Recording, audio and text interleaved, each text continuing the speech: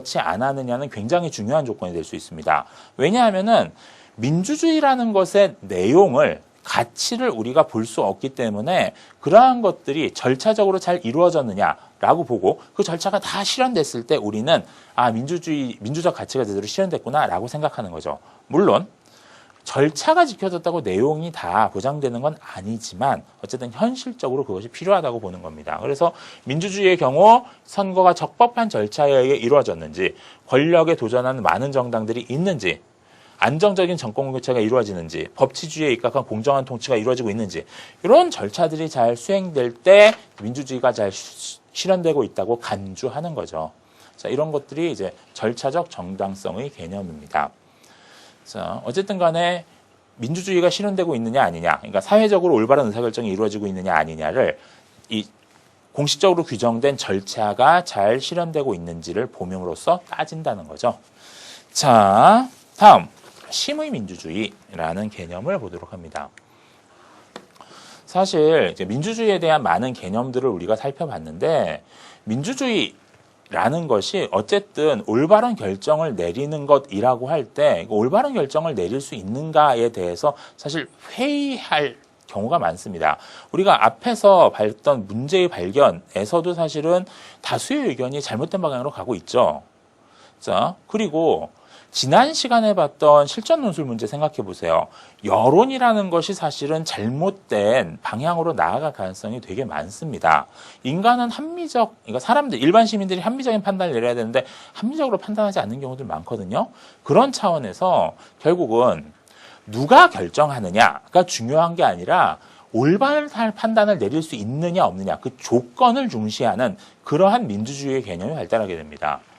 그래서 결국은 시민과 대표들이 이성적 성찰과 판단에 근거하여 공적인 문제에 대해 토론하고 토의하고 심의하는 민주주의, 이런 것들을 중시합니다.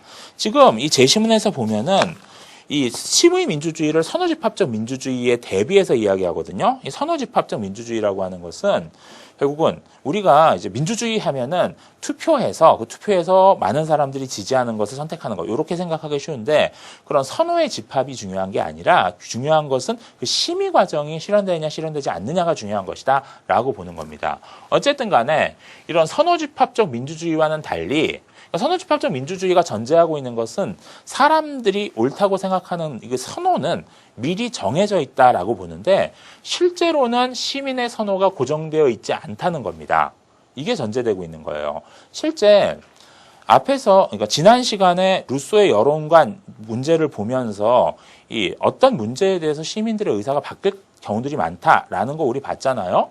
그러한 상황들이 벌어질 수 있습니다. 그렇기 때문에 이 토론과 심의 과정을 통해서 어쨌든 간에 어떤 공적 문제에 대해서 아무 생각 없이 선택하는 것보다 그 정보를 알고 그것에 대해서 토론하는 과정에서 우리가 옳다는 확신 같은 것들이 더 들 수 있는 거거든요.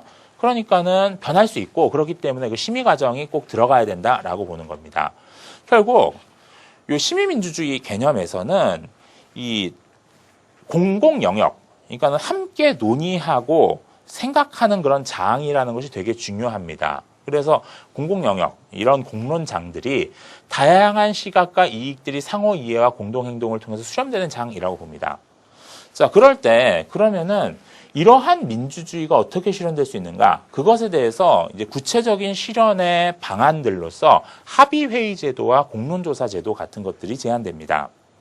이 합의회의 제도라고 하는 것은 어떤 중요한 정책 결정에 있어서 그냥 결정하는 것이 아니라 뭐 지도자들이나 뭐 의회나 아니면은 뭐 이 시민들의 투표를 통해서 그냥 결정하는 것이 아니라 이게 함께 모여서 일단 얘기해 봐야 되는 거 아니냐라는 겁니다. 그래서 그 정책의 이해 당사자들과 전문가들과 그리고 정부 관계자들, 정치인들 뿐만 아니라 일반 시민들까지 패널로 참여해서 일종의 회의를 하는 거죠.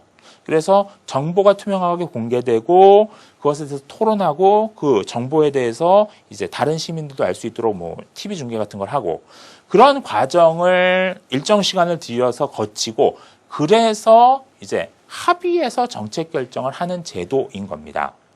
자, 그리고 그 이외에 공론조사 방법이라는 것도 제한됩니다. 결국 이 여론조사라고 하는 것이 시민들이 제대로 생각도 안 한 상태에서 그냥 선택하는 방식이 되기 쉽죠. 그래서 예를 들어서 뭐 국회의원 후보에 대해서 선호를 조사할 때도 사실은 잘 모르잖아요. 국회의원 잘 모르니까는 누가 잘생겼는가, 누가 선해 보이는가, 뭐 이런 걸로, 누가 유명한가, 이런 걸로 그냥 선택하는 경우도 많습니다. 그런데 그런 것이 아니라 일단 여론조사를 하고, 그리고 그 여론조사 대상이 되었던 사람들에 대해서 이 정보를 공유하고, 그리고 그들이 함께 토론하는 과정을 거치는 거죠. 결국 심의 과정을 거치고, 그리고 나서 다시 조사해 보는 겁니다. 다시 조사해서 이 여론의 변화가 어떻게 됐는지, 또 어느 쪽에 대해서 다수가 지지하는지, 이런 것들을 보는 거죠. 예를 들어서 최근 어느 토론 프로그램에서 토론 시작하기 전에 이 패널들, 뭐 100명이면 100명, 200명이면 200명 패널들 조사를 하고, 의견에 대해 조사를 하고, 토론을 다 거친 다음에, 토론 끝난 다음에 다시 패널들의 의견을 참가한 여러 이제 뭐 사람들의 의견을 다시 조사해서 이제 어느 쪽 의견이 더 이제 옳은가에 대해서 사람들이 판단하도록 하는 그런 방식으로 토론을 진행하기도 하는데, 그런 방식을 좀 확장해서 진행하는 겁니다. 자, 이러한 공론조사 방법 같은 것도 이제 시민민주주의를 실현하기 위한 제도로서 제한될 수 있습니다. 어쨌든 간에 이 시민민주주의라고 하는 것은 단독으로 진행될 수 있는 건 아니고요. 이 민주주의 제도 하에서 민주주의가 가지고 있는 한계, 특히 이 다수의 횡포라던가 섣부른 판단, 비합리적인 판단이라던가 이러한 문제를 보완하기 위한 방안으로서 그렇게 고민될 수 있는 그러한 개념이라고 볼 수 있습니다. 자, 어쨌든 간에 이런 식으로 이제 민주주의에서 이제 의사결정의 문제에 대해서 여러 가지 생각들을 해볼 수 있고요. 자, 이제 이러한 개념들을 활용해서 실제 논술 문제에 어떻게 접근할 수 있는지 같이 보도록 하겠습니다. 자, 이 실전 논술 문제는 2008년도 서울대학교 정시기출 문제입니다. 자, 일단 문제 보겠습니다. 문제가 상당히 까다롭거든요. 자, 문제 보면 제시문 가를 참조하여 제시문 나의 사례 1, 2, 3, 4를 현대 민주사회의 다수결 원리에 적용하였을 때 나타나는 문제점 및 그 해결 방안을 각 사례별로 나누어 설명하시오라고 했습니다. 자, 그럴 때 일단 이 문제의 유형은 적용 설명 유형입니다. 제시문 가에서 개념을 뽑아서 그 개념을 가지고 제시문 나의 사례에 적용하는 문제입니다. 적용해서 문제점을 뽑아야 되죠. 그리고 거기에서 이제 해결 방안까지 뽑습니다. 그래서 일단 1차적으로는 적용 설명 유형이고요. 근데 해결 방안까지 거기에서 추론해야 되기 때문에 사실은